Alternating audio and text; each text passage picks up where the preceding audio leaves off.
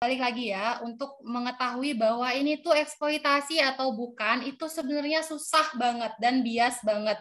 Karena terutama anak ya, tapi dalam menurut aku ada satu langkah nih yang bisa dilakuin buat orang-orang yang terindikasi adanya mengeksploitasi anak.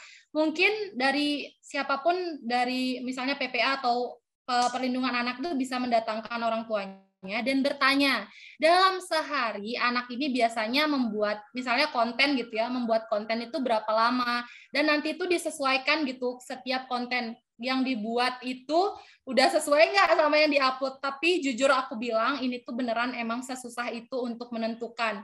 Bahkan kalau misalnya kita datengin gitu, aku sebagai pengacara didampingi Komnas Perlindungan Anak gitu, ngedatengin, bener nggak sih ini dieksploitasi, terus sang anak jawab, enggak kok, suka kok bikin konten. Kita udah nggak bisa tuh untuk menyalahkan orang tua tersebut mengeksploitasi anak. Jadi makanya aku tekankan buat teman-teman, pentingnya kesadaran kita, bukan karena kita takut ditangkap sama polisi baru kita nggak mengeksploitasi, tapi memang betul-betul karena kesadaran kita. Jadi kalau misalnya tanya gimana caranya membuktikan, jujur aja susah, kecuali ada misalnya ART-nya gitu yang bilang ke Komnas, kalau misalnya ini anak tuh dieksploitasi karena adanya gini ini. Jadi memang harus ada laporan ya dari orang-orang yang memang melihat eksploitasi itu gitu.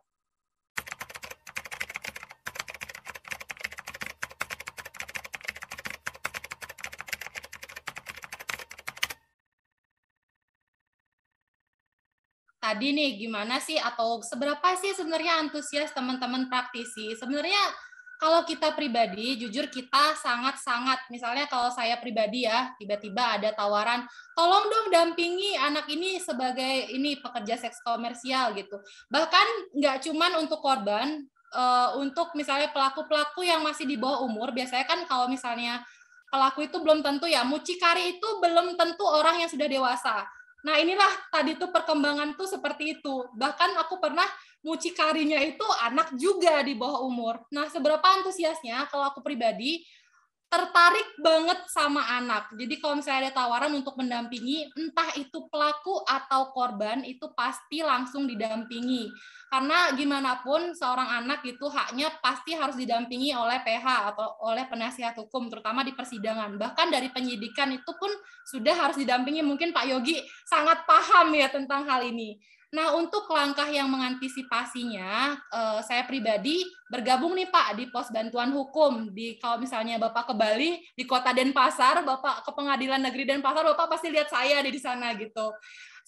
Kita memang punya program untuk biasanya memberikan sosialisasi ke masyarakat untuk hal-hal yang berkaitan dengan yang rentan, sesuatu yang rentan. Jadi nggak jarang juga kita langsung terjun ke masyarakat, terutama kalau di Bali itu apa ya, kalau di Jawa apa ya namanya, kalau di Bali itu ada anak-anak muda yang bergabung gitu di kantor desa atau apa itu untuk ngelakuin kegiatan. Biasanya perkumpulan-perkumpulan anak muda itu kita kumpulin Pak.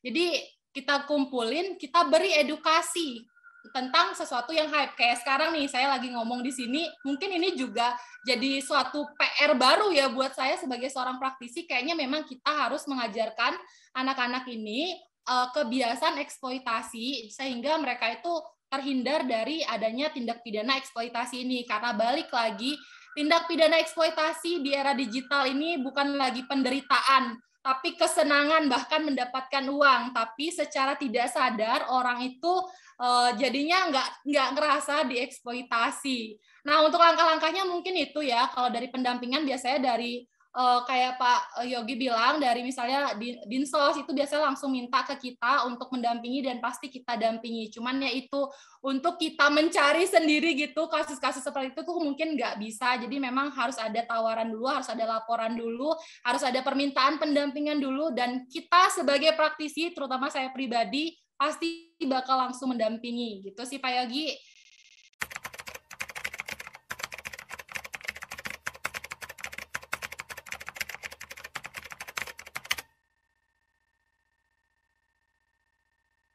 Jadi kalau misalnya nih aku lagi pergi ke pasar gitu.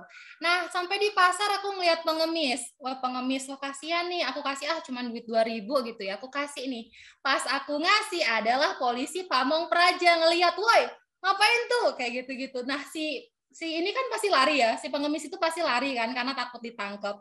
Nah, apakah aku bisa ditangkap? Tentu tidak. Jadi memang tidak ada ya aturan yang mengatur mengenai orang yang memberikan sesuatu. Karena aturannya adalah padahal pengemis ini pun bukan orang yang bisa dipidana juga karena mereka cuma bisa ditertibkan tapi ya tidak bisa dipidana karena ini juga kalau kecuali orangnya ini diketahui adanya eksploitasi baru ini bisa dimasukkan ke tindak pidana. Jadi untuk orang-orang yang ngemis kayak misalnya aku cerita tadi nih bapak ada kakek-kakek buta gitu itu tuh kakeknya itu nggak bisa di penjara, kakeknya itu nggak bisa, yang bisa adalah orang yang mengeksploitasi ini.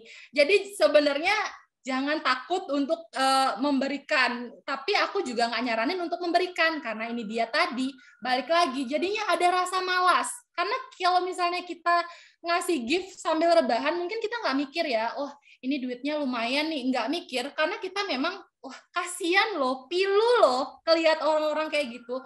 Cuman kalau misalnya dibilang mendukung nggak sih kegiatan eksploitasi, nggak bisa juga dibilang seperti itu ya, karena menurut aku itu adalah pilihan pribadi. Tapi yang ingin aku tekankan adalah teman-teman, sebaiknya jangan.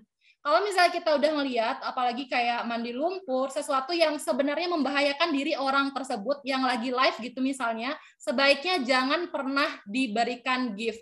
Karena kalau misalnya kalian terus kasih gift, ini tuh artinya ada market nih. Mereka ngelihat, wah ada market nih untuk kita cari cuan di sini. Nah itu dia yang dimanfaatkan.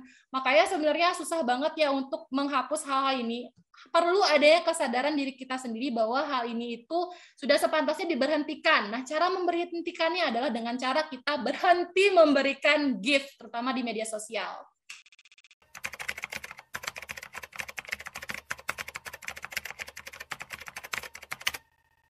Langsung dijawab ya, gimana caranya menuntut nih apabila kita ngelihat di jalan tuh ada banyak pengemis gitu, kakinya patah, entah kakinya patah beneran atau bohongan gitu ya.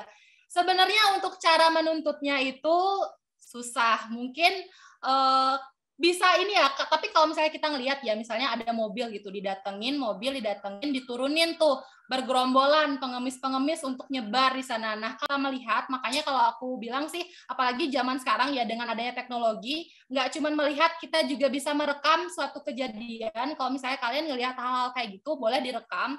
Kok kayaknya misalnya di depan rumah kalian nih, setiap hari kok mobil ini datang ya, lewat ya gitu ya. Terus kalian rekam nih, hari pertama kalian rekam, diturunin juga tuh gelandangan-gelandangan. Masa gelandangan keluar dari mobil kan nggak mungkin banget gitu ya. Tiap hari atau ada naik motor diturunin di sana kayak yang tadi aku bilang, bapak-bapak udah tua renta, pakai buta segala dan harus ngemis-ngemis. Itu pasti kan ada orang ya sebenarnya di belakangnya.